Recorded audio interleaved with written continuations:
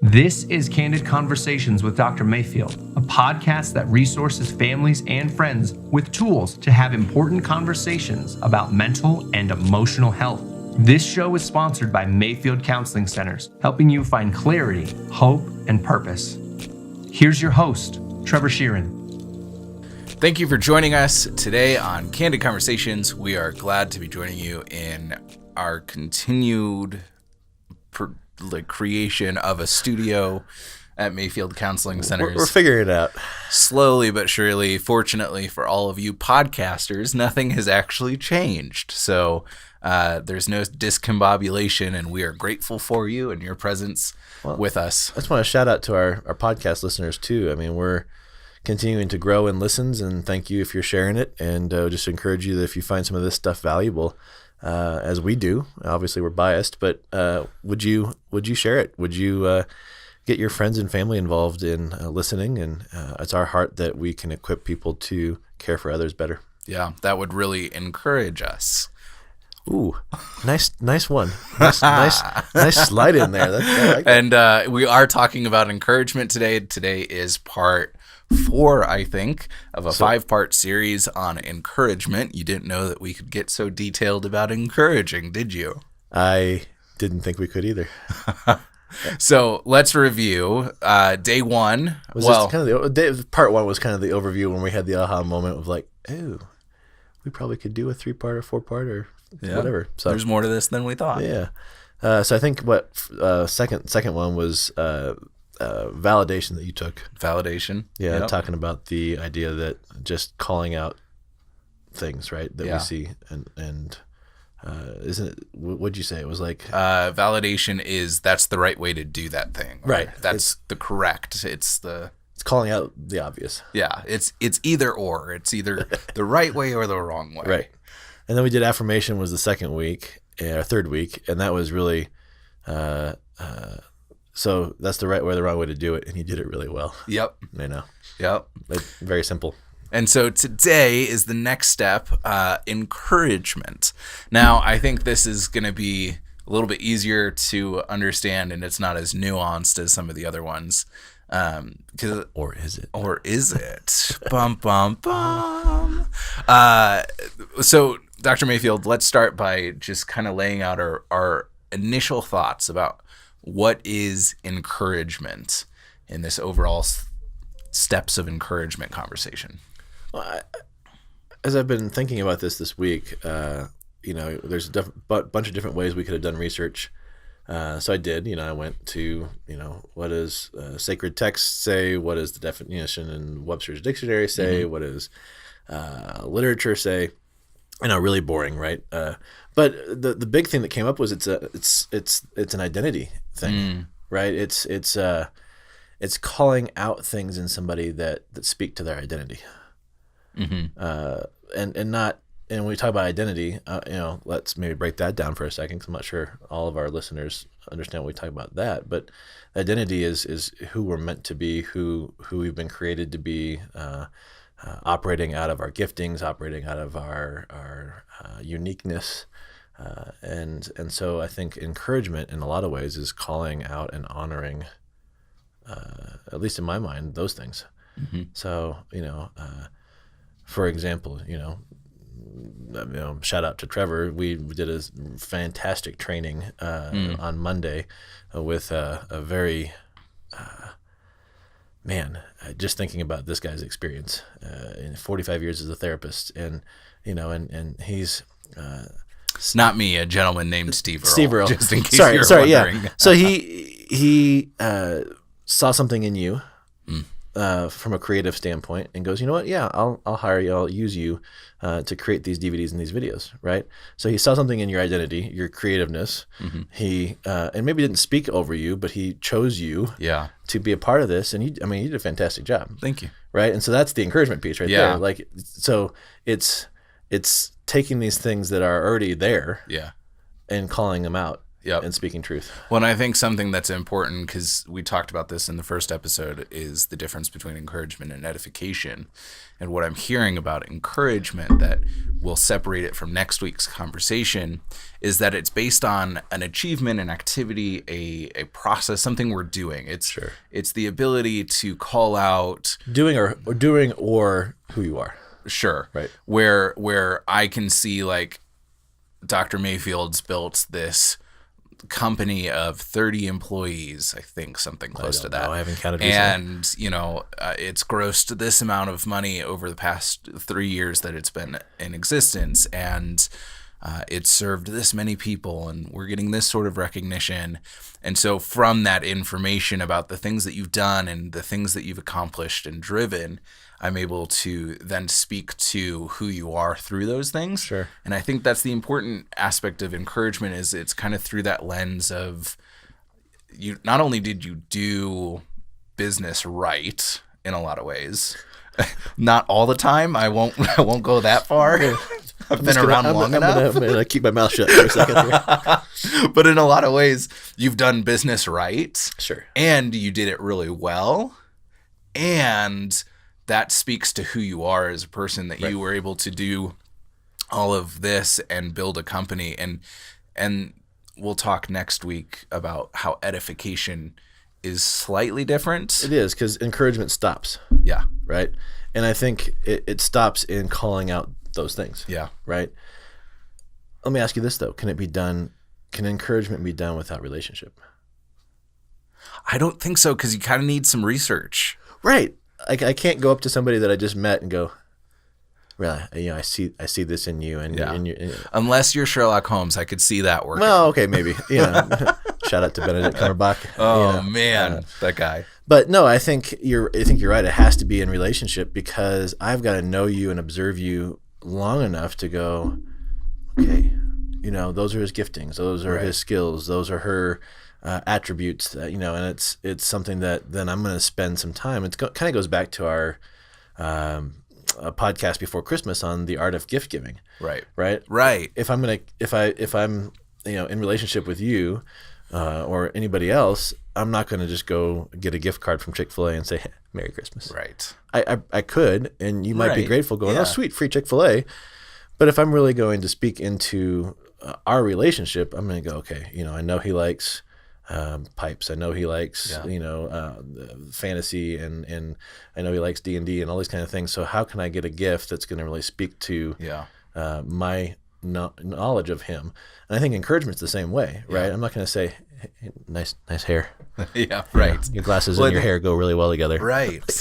We'll have my wife on at some point to talk about gift giving, because she is so good at coming up with clever ways to give gifts. There's a teacher who's leaving her school this semester, and she doesn't know her very well, but my wife was tasked with putting together a parting basket of gifts. And so my wife started to reflect on all the things she knew about this woman, and she had told this story about how she had this pet squirrel, apparently, like a domesticated squirrel in her backyard, something like that. Like conversation for a different time there. And so my wife's struggling to find good gifts that aren't just like a Chick-fil-A card. And shout out to Chick-fil-A. Right. Not a sponsor yet. She drives out of her way to go to the PetSmart and pick up a squirrel dog toy, and named it the same name as the squirrel and put it in the basket. And that one touch speaks to so much, because it says, not only do I know you more than just an acquaintance, I've listened to your stories, I've paid attention to you, and I thought about this as something that you're not gonna be able to take the squirrel with you in this new state that you're going to, but now you can take something that represents that squirrel. Sure. But it's intentionality. Totally. It's going out of your way to think those things. And it's interesting. I'm not going to let people off the hook for a second. I'm going to maybe ruffle some feathers for a minute. What you just described, everybody can do. Oh, yeah. Everybody should do. But I think in some ways we get lazy and we don't do it. Absolutely. But I think the same thing with encouragement, right? Nobody's off the hook. And there are some people that are I think much more adept and skilled naturally to be an encourager. Yeah. But those that aren't, it doesn't mean that you get a pass. Right. Because this is how we were designed, how we are put together to not only give that, but to receive that. Yeah. And I've met a lot of people in my life, that's not me. Well, no, right. It is, but you're just choosing not to learn or to grow into that that skill. Well, and it to me, that argument, like it's a big pet peeve of mine to use that sort of argument to get out of something, because I hear a lot of people, and I'm not gonna target anyone as specifically right here because I haven't heard this one, but this will speak to the argument of, oh, I'm just not a strong person, so I can't handle that. Right. And it's like, okay, maybe you're not a strong person right now and you have some growth to do, but that does not excuse you from growing. You have the opportunity to grow stronger like everyone else. And I think sometimes we can take a weakness or something that's difficult for us and make it an excuse to not do that thing that is difficult. And to me, I think there is no lower characteristic of a person than to just hide behind weakness, rather than to find ways to grow and develop and say, yeah, I don't have the upper body strength, let's go with that, to lift this thing. I don't. Just put that out there. However, I know that I need to get this couch up the stairs. So we'll figure it out. So I need to find a way to do that. And so it's the difference between giving up and showing a lack of grit and resiliency and saying, I'm not a good encourager, so I'm just not going to do it. Well, it goes back to our, a year ago? Growth mindset versus fixed totally. mindset conversation. Goes back to our conversations where we've talked about some of the Dr. Leaf's stuff. Yep. So it's an outlook of I don't have it, or I'm not good at it, so I'm not going to try. Yeah. Versus, okay, I suck. It's a starting point. Right. Let's figure it out. Right. Let's get better at it. Everybody starts at the starting line. Right. Well, and my love language is going back to that conversation. I'm losing track of how many episodes we've got and where we're at. So I think this is 60, something like that. So, when we talked about love languages, my love language is words of affirmation or words of encouragement, right? And I've had to wrestle through the notion that seems selfish. Because it's not saying puff my ego up. It's just saying, hey, notice. Yeah. And my wife, I'll give a shout out to her. That's not her natural bent. And on our almost 12 years of marriage, she has done a fantastic job of growing in that, right? Of going, okay, this is my husband's love language. Yeah. I don't do that naturally, yeah. but I'm going to do my darndest to figure out how to do it. And some of my expectations then have to be lowered a little bit, going, I'm not going to receive this daily, but sure, I'm going to receive it when she's able to do it. You have realistic right, and she's doing a great job with it. And guys, when we're talking about this, right, it's her leaving a note on my seat of my car saying, hey, love you. Hey, that goes a long ways. Yeah. Right. Or, hey, I was preaching, filling a pulpit this weekend. And she texted me between services. She goes, I watched it. You did fantastic. Yep. Right? And it's not rocket science. No, she didn't have to go write an epic Shakespearean poem. That'd be cool, though. Yeah, but would you really understand it? Yeah, I'd probably try. That's a good point. Yeah, you have to be like a PhD in philosophy. Yeah, for real. Anyways. As we digress, we're in rare form today, by the way. Yeah. Just we're starting a little bit later in the day. It's a good thing, which we finally managed to do. One thing that I think might be important to talk about is the difference between encouragement and flattery, because I think that encouragement can get you a long distance in your relationships with people and can change the way that others view you, but it can also be manipulative. Sure. To be flattery. Flattery is superficial. Oh, you look so nice today. I love your glasses. Yeah, but none of those things you're saying are false. Right. But it kind of puffs your ego up, right? Sure. But if I were to, but go back to your creativity and what you did on Monday with, speaking to the depth of that, in some ways you probably kind of go, okay, I'm going to accept that compliment, but it feels a little bit, you kind of, oh, okay. I don't know, for a lot of us, taking a compliment like that, it's hard to say thank you because, we don't want it to sound like we're prideful or whatever. I think that flattery is just an easy way to puff up ego or pride or whatever. That's my opinion, at least. Well, it also sounds to me from what you're saying that almost a flattering statement and an encouraging statement could be the same words. They could be. I don't know. I mean, maybe they could be. I think sometimes, though, we look at depth. I look at flattery as just really shallow. So flattery would be more... This is part 6. Part 6. Would that fit better into affirmation? Or is it kind of maybe in this purgatory between affirmation and encouragement? Probably in this purgatory between the two. I mean, you think about, I'm going back to how is flattery any different than like an infatuation? So when you first meet somebody and you're just totally enraptured in their look or whatever, that's infatuation. Yeah. It's pretty shallow. Yeah. You look nice, so I'm attracted to you. There needs to be more substance than that. Right. And that's how I see flattery, where encouragement is going, okay, I'm committing to you as my spouse or whatever, and going, so my wife, I'm going to commit to you, the vows. And that's love. It's unconditional. It's not based on circumstance. And I think encouragement's that much more depth. I don't know, maybe I'm wrong. I think that sounds about right to me. And that's why I love, I hope, as we get more and more listens, people interact. It'd be fun to do a live show one of these days and have people interact on Facebook or, respond to some of these questions that we've got. Yeah. Which will happen if you reach out to us and tell us you want that to happen. Right. Otherwise, I mean, who's going to respond? It's up to you. Could be like that. Just sitting here, crickets. Like Big Bang Theory, fun with flags, and there's nothing. Nobody. We'll responding. Just sit here silently, staring at the computer, waiting for somebody to be friends with us. We'll just be Michael Scott in the midst of everything. For those of you that don't know, that's The Office. Just saying. So let's kind of do a review of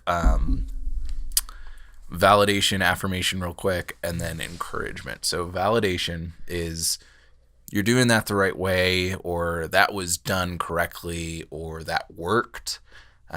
Something very, very surface level. Yeah, I think affirmation is just notching it up a little bit, and it's you're doing that the right way, and you're doing it well, or you're adding your creativity to that, and that's cool. Yeah, that's nothing, and I think affirmation, and this is where I think it gets hard for you and I to talk about. But putting it back into, I think, our own personal lives, it's that person that we have is maybe it's a coworker that we don't have a deep relationship with, or it's somebody that we're getting to know that we're not kind of close friends yet. We're wanting to deepen that relationship, so it's the next step in that. I think validation is pretty much what we do at work. Right. A supervisor could do it of like, yep, that's the right way to do it. Right. Yep, you did that. Yep. And I think then if we're increasing in intensity or depth in our relationship, affirmation is the next step of going, okay, I want to validate you're doing that right, and I want to add a little bit more so you know that I see you. Yeah. I liked how you did that a little bit differently and made it your own. Right. And I think then encouragement is going, wow, you are so creative. You are so gifted in that area. You're doing it right. You're doing it in your own way, which is really cool. Yeah. And man, this is going to be really impactful for the people that you're working with. Great job. Yeah. I've seen what you're doing. I know a little bit about you and your hopes and dreams, and I'm seeing how that is all working together in what's going on right now. Yep. Yeah. Next week, we will finish up this series on encouragement by talking about edification. With a special guest, my dad, who I think is a really, really strong edifier. And for a lot of you, edification is a word that you don't use ever. I mean, it's not very commonly used. And so you may not even know what it means. And so I encourage you to tune in next week. Do some research on your own if you'd like, or just tune in next week and we will lay out for you what edification means in our perspective. And we'd love to hear from you what your perspective on edification is and on the past 3 different steps of encouragement that we've done.